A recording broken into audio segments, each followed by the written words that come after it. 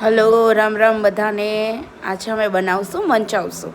તો મંચાવશું તો ઓલમોસ્ટ બધાને વિન્ટરમાં બહુ જ ભાવે. તો એના માટે આપણે પહેલાં એક તપેલીમાં તેલ લેશું. પછી આપણે ઝીણી સમારેલું લીલું લસણ, ઝીણી સમારેલી લીલી ડુંગળી, પછી આપણે એમાં ગાજર, પછી ઝીણું સમારેલું થોડુંક એવું કોબેજ, પછી આપણે એમાં થોડુંક એવું કેપ્સિકમ નાખીશું.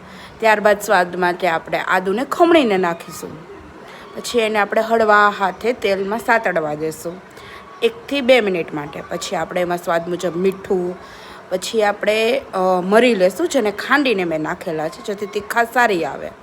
પછી જરૂરિયાત મુજબ પાણી નાખશું. જેવી રીતના આપણે સૂપનો જેટલો ટેક્સચર જોઈએ એટલું પાણી નાખવાનું. પછી આપણે red chilli sauce, soya sauce અને થોડોક એવો ટમેટો કેચઅપ નાખશું કે જેથી આપણે સૂપનો કલર સરસ એવો આવી જાય.